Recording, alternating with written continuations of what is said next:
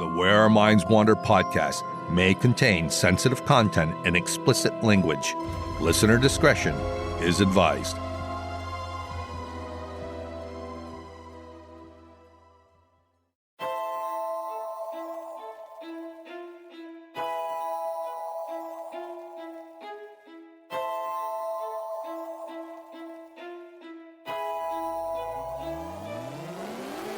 Greetings, fellow wanderers, to the places our minds wander. The house at the end of the dirt road, where disembodied voices whisper and strange sounds make the living shiver. Where shadows lurk at the edge of the woods, just outside your back door. And mysterious lights speed beyond reason across the clear night sky. Odd events throughout time that lead you down the rabbit hole. I'm Wes. And I'm Beth. And this is Where Our Minds Wander. Hello and welcome to Our Minds Wander, all you fellow wanderers.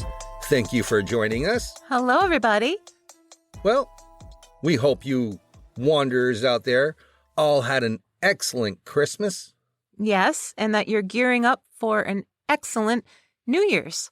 That's right. And then it's all over with.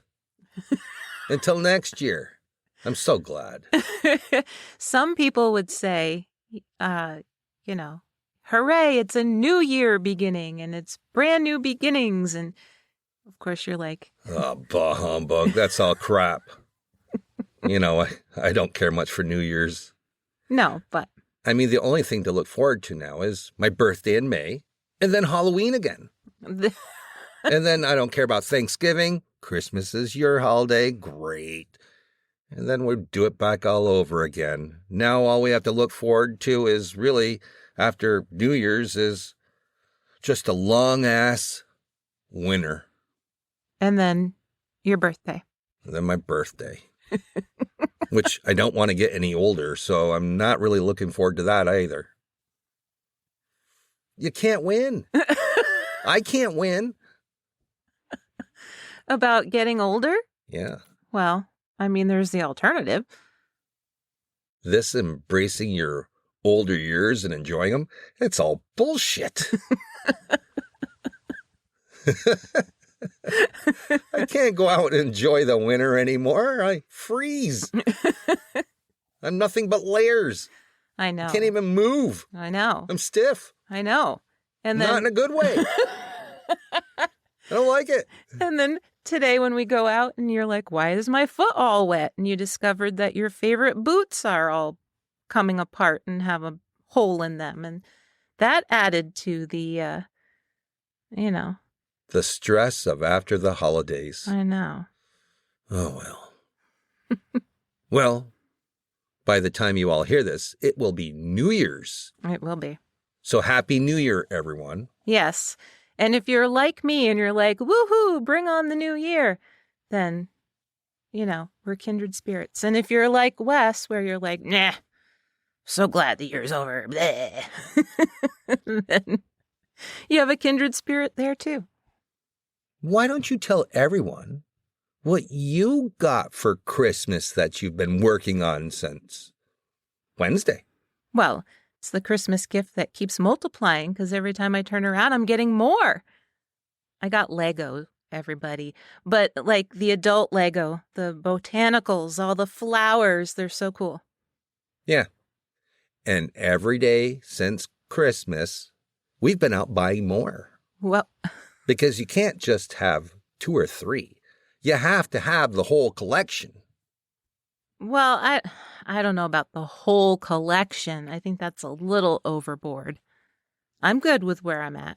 I don't need any more after this. It's hard for me because once I start seeing just a few, I'm thinking, well, you have to have all of them.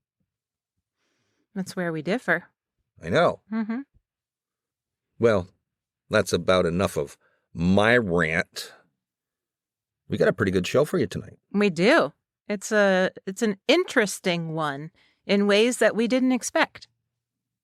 Yeah, I guess you could say that. Mm-hmm. So why don't you go ahead and get us started? All righty. Ring around the rosy, a pocket full of posies. Ashes, ashes, we all fall down. It's really morbid for children to sing this, right? Since it's really about the bubonic plague. Yeah, and that's what I've always heard, but it just didn't make any sense to me. Well, as it turns out, your spidey sense was right, because it's pretty impossible for Ring Around the Rosie and the bubonic plague to have anything to do with each other. According to the Library of Congress, the song Ring Around the Rosie began in Germany during the 18th century, although there are versions in Italy and Switzerland too. But the version we all know in the U.S. wasn't put into print until 1881, which means, according to Snopes.com, that children would have had to be singing it continuously for 500 years before anybody bothered to write it down. But what about the ashes, ashes part? That must have something to do with the plague, right? Well, not when you add in the fact that cremation was illegal during the Black Death in England. The more likely logical explanation is that in earlier versions from other countries, the ashes, ashes part had other similar sounding words. Some printed versions have hush, hush, and some have atisha, among others. So basically, in 1961, someone made the claim that Ring Around the Rosie and the Black Plague were connected, and people all over the country believed it, even changing the song to be less morbid, when really it was never morbid at all. So that got us thinking about other nursery rhymes, and if some of them really are as dark as they seem. And we were surprised to discover that in the case of at least one, it's perhaps more dark than it seems. So that's what we're diving into tonight, the origins of nursery rhymes. So let me preface this by saying that with a lot of these nursery rhymes, there is no clear-cut origin. Historians are hypothesizing or postulating based on historical evidence. I did my best to fact-check, but who knows? A year from now, someone might come forward and say, hey, you know all that stuff we said about Jack and Jill or the Three Blind Mice? It's all hooey. So let's start with one that seems pretty obvious, with its doom and gloom. London Bridge is falling down, falling down, falling down. London Bridge is falling down, my fair lady. Like Ring Around the Rosie, earlier versions of the London Bridge is falling down popped up too. One of the earliest written versions was in Henry Carey's satiric poem Namby-Pamby, which was published in 1725. So Namby-Pamby is about another poet named Ambrose Phillips, and it isn't very flattering. Carey's verse went like this: Namby-Pamby is no clown, London Bridge is broken down. Now he courts the gay lady, dancing over the Lady Lee. Now, to just point this out, at this time, gay meant happy, and Lee is a tributary of the Thames. The poem became incredibly popular, sparking several variations.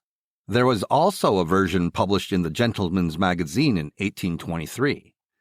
The Gentleman's Magazine was published in London, and it ran every month from 1731 to 1922. The writer in 1823 claimed he heard the verse was pretty old from the late 1600s, and it went, London Bridge is broken down, dancing over the Lady Lee. London Bridge is broken down with a gay lady. There were other versions which showed up in 1744 and 1784, so versions of the rhyme we know today have been around for quite a long time. So why is the bridge falling down, and what does a fair lady have to do with it? Well, some historians over the years suggested that the rhyme refers to Viking King Olaf the Second's siege of London and the destruction of the bridge in 1014. But it's up for debate if the Viking siege ever happened, so it's unlikely that the rhyme is about that. It seems more likely that the rhyme refers to one of the first two fires that caused major damage to the bridge, first in 1633 and then in 1666. For hundreds of years, the old London Bridge was the only bridge crossing the Thames. It was narrow and lined with houses. It had 19 arches, which took up even more space, making it very difficult to cross. The new London Bridge opened in 1831, and it wasn't replaced until 1972. The Great Fire of London began on September 2nd in 1666, and in the King's Bakery on Pudding Lane.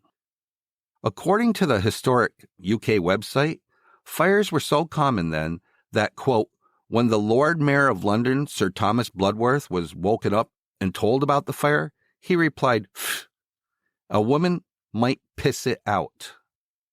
But the fires turned massive, causing 300 homes to collapse very quickly, and the flames spread across the city. Panicked Londoners tried to escape into the Thames by boat, and some houses were even blown up by gunpowder to use as a fire break. But the already panicked Londoners thought the French were attacking when they heard the explosions, and then St. Paul's Cathedral roof caught on fire, which was made of lead, and it literally poured down the street like a river. It was a pretty bad situation. When they finally got the fire put out on September 6, only 1/5 of London's buildings still stood. 13,000 homes had been lost, as well as almost all the civic buildings. Miraculously, only 6 people died. But it makes me wonder, if the Lord Mayor really did say, "Let a woman piss it out," or even if he didn't say it, but people thought he did, could that be the reference to the My Fair Lady at the end of the rhyme? Like, he blew off the fire as if it was no big deal. It destroyed most of the city, and that was the ironic last line. Like, you should have put it out, lady. Well, there is one theory that if the rhyme is really about a Viking attack, then the Fair Lady could be the Virgin Mary. King Olaf's attack is believed to have happened on September 8th, 1014, and September 8th is the date many people think was the Virgin Mary's birthday. So the bridge may have fallen down, but London survived due to Mary's protection. Another theory is that Eleanor of Provence could be the Fair Lady. She lived from 1223 to 1291 and was the consort of King Henry III. She also received all of the bridge revenues for about 12 years. So, like I had said before, the old London Bridge was extremely narrow and difficult to use. And apparently, Eleanor's barge was attacked once while she passed underneath the bridge. They threw eggs and stones at her. So, maybe the rhyme is really a protest about the state of the bridge. So the rhyme could either be a protest about the bridge needing repairs, or it could be a lament about the devastating fire. Jack and Jill went up the hill to fetch a pail of water. Jack fell down and broke his crown, and Jill came tumbling after. So when I was a kid, I thought Jack's crown was a king's crown, but in my head, like, I felt bad for Jack, but I didn't think he'd gotten particularly hurt because my frame of reference, it was probably one of those gold paper crowns from Burger King. Yeah, that's how I picture it. Because those are the type of crowns that I had. So I figured that's what he was wearing. So I never really thought that the rhyme was all that dark. It wasn't until I was older and had a better grasp of vocabulary that I realized that when it says he broke his crown, it actually meant that he cracked his head open. So there are at least 12 different versions of Jack and Jill. Some have Jack being run over by a goat, or both children's mother being run over by a cow. But the original verse was published back in the 1700s, 1765 to be exact. Originally, Jill was spelled with a G, hinting that both children were boys, but that's assuming that they were children at all. One theory is that the rhyme is yet another protest, this time against King Charles I for messing with alcohol. Apparently, alcohol was measured in something called jacks, which equaled 1/8 of a pint. He raised the tax on a jack while lowering the measurement, basically watering it down, so that it equaled less than 1/8. A Jill was 1/4 of a pint, so the value of that also, quote, came tumbling after. So you could postulate that the alcohol was watered down, and that's why both Jack and Jill fetched a pail of water by figuratively going uphill to the castle or the monarchy, which I thought was really cool. It's all about watering down their alcohol. It kind of makes sense. It does. But there's a darker interpretation, of course. The darker interpretation is that Jack and Jill were people, but they still were not children. They were an unmarried couple who went up to the hill to fetch a pail of water, if you know what I mean. No, you want to elaborate a little bit? They were thirsty? Oh my gosh, that's so weird. Yes, they were thirsty. Jill became pregnant, and Jack died before the birth of this child, and Jill died while in childbirth. Well, the thing is, there's zero evidence to this theory, but it could be argued that the parents used it as a warning to their children not to engage in premarital affairs. Right. Although I like the alcohol explanation better. I think that one makes more sense to me. That it does, but I do like the theory that they may have been a little thirsty. We'll start using this around here. Hey, honey, you want to go fetch a pail of water? I wonder if it'd catch on. From now on, we want to take a little bit of time to ourselves, and, the kids are around, we'll say, we're going to go get a drink of water. Have to go fetch a pail of water. I don't think that would survive, though, because it's all about shortening things these days, right? And thirsty is a much quicker way of saying the same thing. That it is. Now, here's one that surprised me, at least. Here we go around the mulberry bush. The first verse is the only one that I ever learned, and it's pretty simple. Here we go round the mulberry bush, the mulberry bush, the mulberry bush. Here we go round the mulberry bush on a cold and frosty morning. But there were other verses that included things like, this is the way we wash our face, this is the way we comb our hair, this is the way we brush our teeth, this is the way we put on our clothes, this is the way gentlemen walk, and this is the way ladies walk. It was first published in 1840, and several historians and even prison staff firmly believe it refers to the Wakefield Prison. Wakefield Prison was built in 1594 and still operates to this day. Administration at the prison have accepted that the mulberry bush that has stood outside the prison for hundreds of years is the mulberry bush from the rhyme, so much so that they incorporated it into their crest. Each time the bush is replanted, it's from cuttings of the original bush. The most recent incarnation is from the bush that died in 2017. But basically, the same bush has been growing in the same spot for over 400 years. So what does it have to do with the rhyme and female prisoners? The consensus seems to be that female prisoners would circle the tree, singing the rhyme, to try and keep their children occupied. They made it up as a distraction while they exercised in the prison yard. And if you look at the verses, the cold and frosty morning, this is the way we wash our face and comb our hair and brush our teeth, it makes sense. Walking around the bush was their substitution for doing those things with their children. It makes even more sense when you add in the this is the way a gentleman walks or a lady walks, as though they were trying to teach some outside world skills to their young children.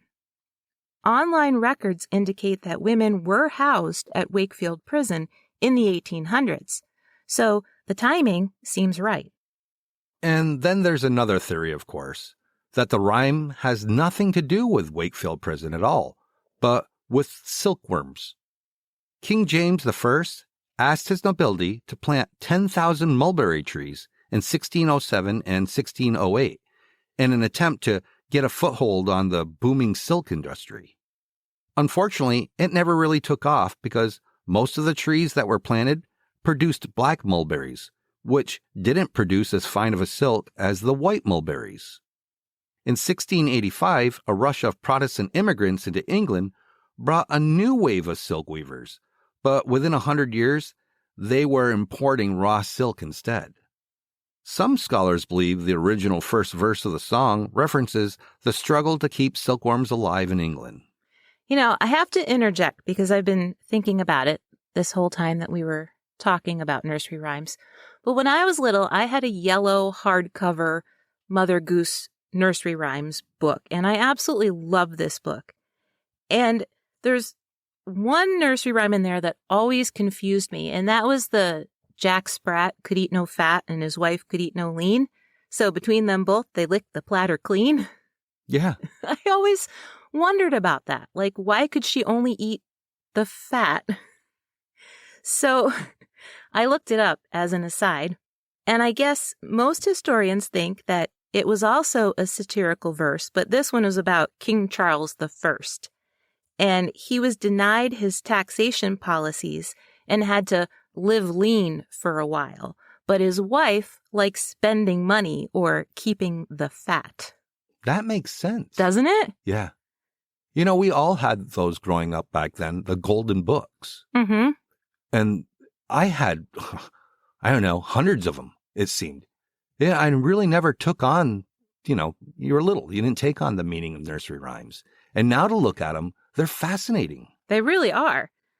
So, Mary, Mary, quite contrary, how does your garden grow? With silver bells and cockle shells and pretty maids all in a row. And there it is, the one that really surprises us. Yeah, the first time this rhyme appeared in print was in 1744 in Tom Thumb's Pretty Song Book. And the general consensus is that it refers to Queen Mary, the first of England, who is known as Bloody Mary. It all begins with her father, King Henry VIII, because he was unhappy with Catholic Pope Clement VII. So King Henry created his own church, the Church of England, which was Protestant.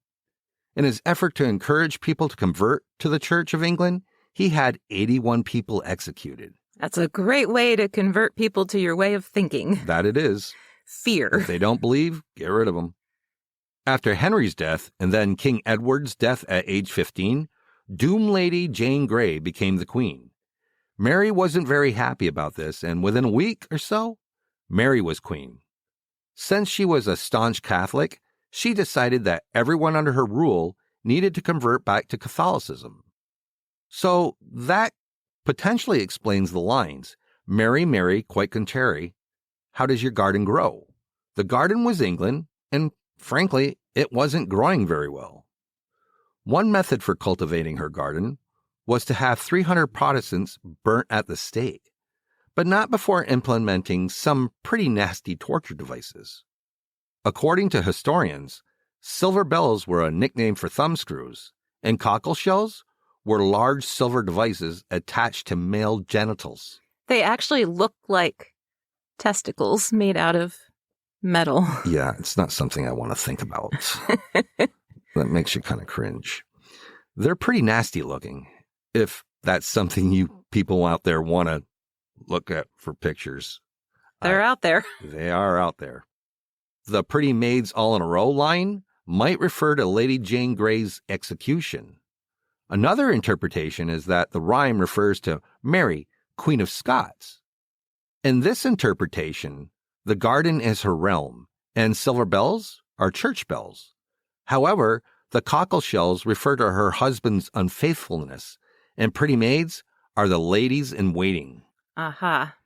The only hitch in either of these two theories is that both Marys ruled during the 1500s, and the rhyme didn't make it out into print until 1744.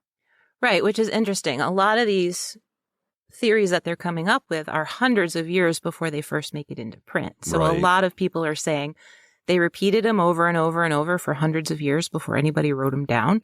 Like, that seems unlikely. Yeah. Another nursery rhyme connected to Queen Mary I, or Bloody Mary, potentially, is Three Blind Mice. This one is also a little barbaric for children, but it definitely was in my Mother Goose nursery rhyme book. It goes, 3 blind mice, see how they run.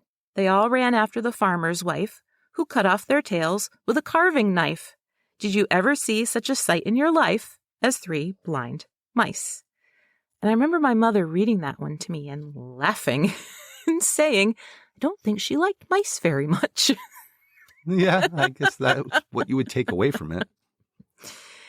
So this one was actually written down in 1609. So it definitely has a stronger tie to Bloody Mary's timeline, especially when you look at the original last line, which was, quote, she scraped off the entrails and licked the knife. Ugh. Bloody Mary and her husband, King Philip of Spain, owned quite a bit of land, which would make her the farmer's wife.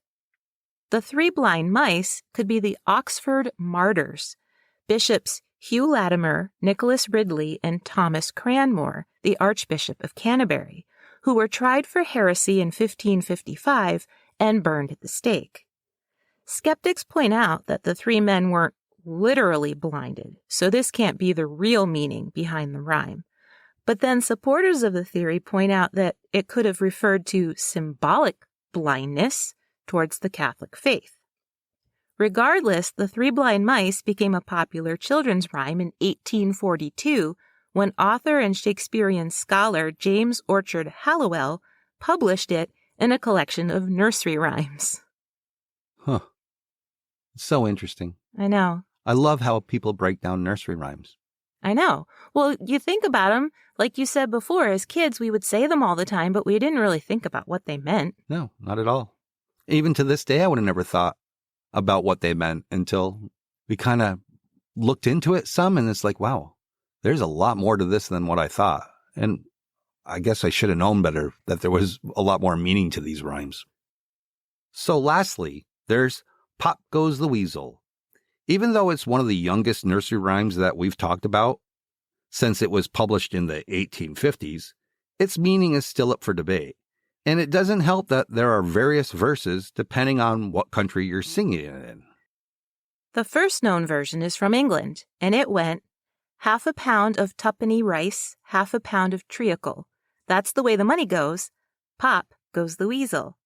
Up and down the city road, in and out the eagle. That's the way the money goes. Pop goes the weasel. Every night when I go out, the monkey's on the table. Take a stick and knock it off. Pop goes the weasel. Historians have suggested that the entire rhyme was written in Cockney slang. Cockney was a specific dialect used by Victorian London's East End residents. They'd say things like apples and pears for stairs, and then just shorten it to apples to mean stairs. Or they'd say weasel and stoat, which would mean coat, but then they'd just shorten it to weasel. It was this kind of cool slang that they used. So technically, a weasel was a coat. And at that time, rice pudding cost 2 pennies, which was a tuppence, and treacle was a gooey syrup drizzled on top. And popping was slang for pawning. So in the first verse, the person in the rhyme spent all of their money on the cheapest food they could possibly find and still had to pawn their coat in order to make ends meet. So that makes sense if you look at that first verse again. 1/2 pound of tuppenny rice, 1/2 pound of treacle. That's the way the money goes. Pop goes the weasel. Isn't that cool? It is so cool. Now, skeptics argue that the phrase weasel and stoat didn't come into use until the 1920s. So although the rhyme may have been about pawning items of value, it wasn't necessarily referring to a coat. But if we stick with the pawning stuff to make ends meet theory, then the rest of the British version fits right in line. For example, there was a popular tavern on City Road called the Eagle, implying that drinking your money away would also cause you to go pawn some stuff. In the third verse, a monkey may refer to the glazed jugs used in the drinking establishments at the time. A stick could be a measurement of alcohol, and to knock it off meant to knock it back, which is to drink. This would also cost you money, and then you'd have to go pawn stuff. So here are two of those verses again. Up and down the city road, in and out the eagle, that's the way the money goes, pop goes the weasel. Every night when I go out, the monkey's on the table. Take a stick and knock it off. Pop goes the weasel. It makes so much sense. It does. Like, some of these scholars are so freaking smart that they can come up with this stuff and be able to corroborate it with historical slang and the way people talked. And it's just so cool. But that's not the only interpretation. Rather than having something to do with pawning your valuables, some historians think it's about weaving. Spitalfields, an area in East London, was settled by silk weavers. The machine they used to measure out the yarn was called a weasel, and it made a popping noise when it measured out the correct amount. You know, I was apparently a very literal child because when I learned the 20th century Americanized version that went all around the mulberry bush, the monkey chased the weasel. The monkey thought it was all in good fun. Pop goes the weasel. I thought it was literally about a monkey and a weasel chasing each other around a bush. Well, of course, you would think that. And the monkey was having a great time, but he got a little too carried away and he literally popped the weasel. He either hit him on the head or he squeezed him until he popped. Well, think about it. You watch Saturday morning cartoons, and that's the kind of thing you got from Tom and Jerry and other cartoons like that. So why wouldn't you think this nursery rhyme would be about that? Right. Yeah. It makes total sense to me. And explains to me why I wasn't a noisy or rowdy child and why I read books all the time. Right. No, it all makes perfect sense now looking back through some of these theories. Mm-hmm. Yeah, it's amazing. So there you have it. A brief dive into several nursery rhymes and what they might have been originally about. But like we said, though, nobody really knows for sure. So a year from now or 10 years from now, somebody might come up with a better idea with more evidence. But it is really interesting to look up things that we've been repeating for centuries and then to really look at what the meaning behind some of them could actually be. And I like knowing why I say what I say, so this is fascinating to me. Well, I guess that about wraps it up for this episode, all you wanderers. Thank you for joining us. Hey, honey, you want to go fetch a pail of water? Of course I do. I'm pretty thirsty after all this. Sorry, I couldn't resist. We thank you for joining us. See you soon.